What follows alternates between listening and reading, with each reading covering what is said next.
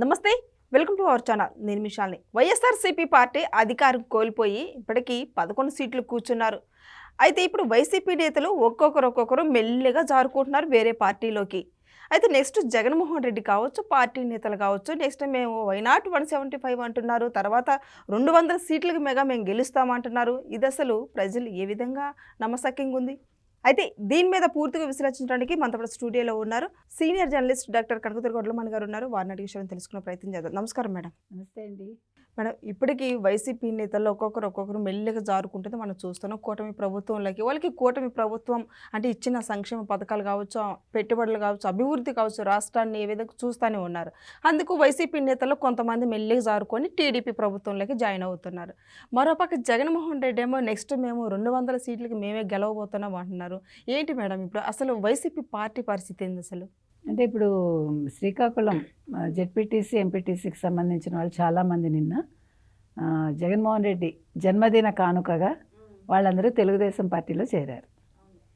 అంటే మీరు అన్నట్టుగా జన్మదిన కానుకగా చాలామంది చాలా ఇచ్చారు జగన్మోహన్ రెడ్డికి. రప్ప అంటూ వాళ్ళు అక్కడ శబరిమల వెళ్ళి ఫ్లెక్సీలు పట్టుకుని ఆయన జన్మదిన శుభాకాంక్షలు చెప్తూ, తర్వాత వేటకోడ వాళ్ళతో పొట్టేళ్ళని నరికి ఆ రక్తాన్ని ఆయన ఫ్లెక్సీకి అంటే అభిషేకంలాగా చేసి ఇట్లా రకరకాలు చేశారు. కాకపోతే వీళ్ళు కొంచెం తెలివిగా ఆలోచించి బుర్ర ఉపయోగించి ఈ పార్టీలో ఉంటే నష్టమే మనం ఇంకా చెడ్డ పేరు తెచ్చుకోవాలి అనే ఒక మంచి ఉద్దేశంతో వాళ్ళు నిన్న నిర్ణయం తీసుకుని టీడీపీలోకి చేరారు. అంటే అసలు ఉత్తరాంధ్ర ఒకప్పుడు తెలుగుదేశానికి మంచి ఇదిగానే ఉండేది. తర్వాత వైసీపీ వచ్చాక బొత్స వచ్చాక వాళ్ళు ఇటు వచ్చారు కొంతమంది. ఇటీవలి కాలంలో ప్రతి చోట కూడా సమీకరణాలన్నీ మారిపోతూ వస్తున్నాయి ప్రతి పార్టీకి కూడా. అయినా కూడా ఇప్పుడు మీకు ఉత్తరాంధ్రలోనూ గెలిచారు, టీడీపీకి మంచి మెజార్టీ వచ్చింది. ఎప్పుడు మొన్న ఎలక్షన్స్లో 24 ఎలక్షన్స్లో అంటే కడపలో కూడా వచ్చింది. 10/7 ఇచ్చారు అప్పటి ప్రజలు. కాబట్టి ఇవన్నీ కూడా శుభ సూచకాలే. ఇందాక మీరు అన్నారు వైనాట్ 175 నుంచి డీలిమిటేషన్లో వైనాట్ 200 అంటున్నారు. 225కి 200 ఎందుకు రావని అని అంటే అది అవుతుందా లేదా తెలియదు. అయితే 225కి 200 అంటున్నారు వాళ్ళు. 24 ఎన్నికలకు ముందు వైనాట్ 175 అన్న పెద్ద మనిషి ఎలక్షన్స్ కొద్దిగా ముందు 151 కంటే కొంచెం ఎక్కువ వస్తాయన్నారు. నిన్న సజ్జల కూడా వైనాట్ 200 అంటూనే అది సీట్లు పెరిగితే 200, సీట్లు పెరగకపోతే 175కి 151 కంటే ఎక్కువ వస్తాయన్నాడు. అంతే తప్ప 175 అవుట్ ఆఫ్ 175 అనలేదు. అంటే నమ్మకం లేదు. ఇప్పుడు మేము ఇంత చేసాం అంత చేసాం, మేమే అంటే 5 ఏళ్ళు సంక్షేమాలు ఇచ్చాము, ఈ రాష్ట్రాన్ని 15 ఏళ్ళు 20 ఏళ్ళు ముందుకు తీసుకెళ్ళాము, మళ్ళా నెక్స్ట్ ఎలక్షన్స్లో 200 సీట్స్ వస్తే మేము 50 ఏళ్ళు చక్కటి పరిపాలన అందిస్తాము. ఆల్రెడీ 30 ఏళ్ళని అందరినీ ముంచేశారు. ఆ 30 ఏళ్ళు అనుకునే వైసీపీలో ఉండే వాళ్ళందరూ అక్రమాలు, అన్యాయాలు, అవినీతులు చేసి ఈరోజు గిలగిలా కొట్టుకుంటున్నారు. అటు జైల్లోనైనా లేదు ఇటు కేసులతోనైనా. ఇప్పుడు మళ్ళీ 50 ఏళ్ళు అన్నారనుకోండి, వాళ్ళు నిజమని నమ్మి వాళ్ళు ఎవరిని చంపుదాం, ఎవరిని నరుకుదాం, లేకపోతే ఎవరిని ముంచుదామని ఆలోచించారనుకోండి, రాష్ట్రం ఏమైపోతుంది? రాష్ట్రం ఏమవ్వదు. కానీ రాష్ట్రంలో ఉండే వైసీపీ వాళ్ళ పరిస్థితి ఏంటని. కాబట్టి నిన్న ఆయన చెప్పిన దానికి నాయన నువ్వు 200 అంటున్నావు, లేదు 151 పైన అంటున్నావు, ఓ పక్క నీ పార్టీలో ఉన్న వాళ్ళందరూ టీడీపీలో చేరుతున్నారు, తెల్లారు లేస్తే మీ జగన్మోహన్ రెడ్డి చంద్రబాబు నాయుడు జపం చేస్తాడు, చంద్రబాబు నాయుడు తిట్టకుండా ఆయనకి రోజు గడవదు తలుచుకోకుండా, మరి ఇదేంటిది అని అడుగుతున్నారు ప్రజలు. అంటే సజ్జలకి గ్రౌండ్ రియాలిటీ తెలియట్లా. జగన్మోహన్ రెడ్డికి ఎలాగా తెలియదు, కానీ సజ్జలకి తెలియాలి. ఎందుకు తెలియాలి అంటే ఆయన ఒక సలహాదారు కాబట్టి.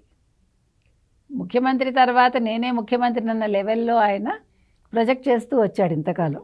సో అటువంటి సజ్జల వాస్తవాలు తెలుసుకోకుండా ఇక్కడ జగన్మోహన్ రెడ్డి కొంచెం తెలివిగా ఆలోచించుకోవాలి. లేదంటే మళ్ళీ బొక్కబోర్లా పడతాడు.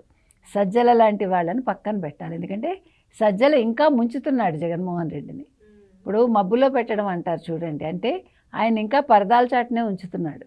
నీకేంటి నువ్వే వస్తావు, 200 వస్తుంది అంటున్నాడు అంటేనే జగన్మోహన్ రెడ్డిని మళ్ళీ మాయలో పడేస్తున్నాడు. జగన్మోహన్ రెడ్డి ఆలోచించుకోవాలి. జగన్మోహన్ రెడ్డి ఇప్పుడు ఐప్యాక్ను నమ్ముకున్నాడు, పోయాడు. తర్వాత సజ్జల్ని నమ్ముకున్నాడు, పోయాడు. మళ్ళా సజ్జల మాటల్లో పడ్డాడంటే మాత్రం ఈసారి 11 కూడా రావు. అందుకని ఇప్పుడు జగన్మోహన్ రెడ్డి ఏం ఆలోచించాలంటే సజ్జల స్థానంలో ఎవరిని పెట్టుకోవాలి, లేదంటే మాత్రం అసలు వైసీపీ అనే పార్టీ ఉండదు, పూర్తిగా కూకటి వేళ్లతో సహా పెకిలించేస్తారు ఎవరు, టీడీపీ కూటమి వాళ్ళు. ఎందుకంటే ప్రజలు అట్లా ఆలోచిస్తున్నారు. ఇవాళ మీరు ఒక అటుపక్క కేసీఆర్ కానీ ఇటుపక్క జగన్ కానీ చంద్రబాబు నాయుడిని తిట్టినా, చంద్రబాబు నాయుడు ఏం చేస్తున్నాడన్నా, లేదు రేవంత్ రెడ్డిని తిట్టినా జరుగుతున్న వాస్తవాలు మాత్రం ప్రజలకు తెలుసు. ఇక్కడ అభివృద్ధి జరుగుతోందని తెలుసు, హైదరాబాద్లో అభివృద్ధి జరుగుతోందని తెలుసు. అంటే ఎవరికి వాళ్ళు అభివృద్ధి లక్ష్యంగా ముందుకెళ్తున్నారు. కాబట్టి ఇవాళ వైసీపీ ముఖ్యంగా జగన్మోహన్ రెడ్డి ఆలోచించుకోవాల్సింది ఏంటంటే ప్రతి నియోజకవర్గంలోనూ ఆయన తిరగాలి, తిరిగి అసలు ప్రజలు ఏమనుకుంటున్నారు. ఇప్పుడు ఏదో కేసీఆర్ తిరుగుతానంటున్నాడు, మరి ఏమి యాత్రలు చేస్తాడో చూడాలి ఆయన. ఈయన కూడా మొన్న వచ్చి కూడా రెడ్డి కూడా సంక్రాంతి తర్వాత 26 తర్వాత చెప్పాడు కదా, ఇంకో 6 నెలలు రెస్ట్ తీసుకున్నాక నెక్స్ట్ 27 నుంచి వస్తామని. మరి ఈయన ఇప్పటికి చెప్పి ఏడాది అయింది ఎవరు, జగన్మోహన్ రెడ్డి పాదయాత్ర చేస్తానని. మరి ఈ సంక్రాంతి తర్వాత 27 సంక్రాంతి మీకు తెలియదు, క్లారిటీ లేదు. అందుకని వెయిట్ చేయండి, కంగారు పడ. తర్వాత బస్సు యాత్ర అన్నారు. బస్సు యాత్ర అంటే మరి ఎవరిని తొక్కిస్తాడు. మళ్ళీ ఆయన బస్సులు కార్లు అన్నాడంటే చుట్టూ ఉండేవాళ్ళు జాగ్రత్తగా ఉండాలి, ఎందుకంటే తొక్కిస్తాడు పోతాడు. ఏ యాత్ర అయినా ప్రజలకు ఒరిగేది ఏం లేదండి. ప్రజలకు ఆయన ఏమీ చేయడు, కబుర్లు చెప్తాడు, కడుపు నింపడు. అందుకని ఏదైనా వస్తున్నాయి అంటే ప్రజల సంక్షేమం అంటే చాలు, ఆయన దాన్ని రాకుండా మోకాలు అడ్డుతాడు. ఏదైనా వస్తున్నాయి కంపెనీలు అంటే ముందు ఒక మెయిల్ పెట్టేస్తాడు రావద్దని. రాష్ట్రంలో ఉండే మంచి కంపెనీలు ఎలా తరివేయాలని చూస్తాడు. కాబట్టి ప్రజలు తెలివిగా ఆలోచించారు 24లో, ఇంకా ఎక్కువ తెలివిగా ఆలోచించాలి 2029లో. మేడం, నిన్న జగన్మోహన్ రెడ్డి గారు పుట్టినరోజు సందర్భంగా ఇప్పుడు విజయసాయి రెడ్డి, షర్మిల గారు ప్రతి ఒక్కరు విషయం చెప్పుకుంటూ వచ్చారు. మరి ఒక పక్కేమో కూటమి ప్రభుత్వం సీరియస్ అవుతుంది, మరో పక్క చూసుకుంటేమో ముగ్గురు విజిట్ చేసి తెలియజేశారు ట్వీట్ రూపంలో. ఏం జరగబోతుందంటే ఏం లేదు, నిన్న పవన్ కళ్యాణ్ కూడా విషెస్ చెప్పారు, తప్పులేదు. ఒక ప్రతిపక్ష నాయకుడు అయినా కాకపోయినా ఆయన ఒక ముఖ్యమంత్రిగా పనిచేశాడు, ఒక ఎమ్మెల్యే కాబట్టి విషెస్ మనం కూడా చెప్పచ్చు, తప్పులేదు. అది విషెస్ చెప్పినంత మాత్రాన ఇప్పుడు షర్మిల ఒక అన్నగారిగా చెప్పిందో లేకపోతే ఒక రాజకీయ నాయకుడిగా చెప్పిందో మనకు తెలియదు. ఎందుకంటే చెప్పడం అనేది ఒక మర్యాద, అంటే అవతల వాళ్ళకి మర్యాద ఉన్నా లేకపోయినా, ముఖ్యంగా జగన్మోహన్ రెడ్డికి చెల్లిని గౌరవించడం తెలియకపోయినా, చెల్లి క్యారెక్టర్ అసాసినేషన్ చేసినా కూడా ఆవిడ ఆ రక్త సంబంధం గుర్తుపెట్టుకుని విషెస్ చెప్పారు అంటే అది షర్మిల మంచి మనసుకి నిదర్శనం. గతంలో షర్మిల గారు పుట్టినరోజు సందర్భంగా జగన్మోహన్ రెడ్డి చెప్పలేదు, మిగతా వాళ్ళందరూ నేతలు ముఖ్యమంత్రులు చెప్పారు రన్ వస్తుంది. అదే చెప్తున్నా, అది సంస్కారం లేదు అతనికి. ఈవిడికి సంస్కారం ఉందని ప్రూవ్ చేసుకుంది కాబట్టి అలా చెప్పటం ఏమీ తప్పులేదండి. చెప్పని వాళ్ళ గురించి మనం మాట్లాడుకోక్కర్లేదు, అంటే జగన్మోహన్ రెడ్డి లాంటి వాళ్ళ గురించి. చెప్పిన వాళ్ళని మనం అప్రిషియేట్ చేయాలి. Thank you madam. Thank you.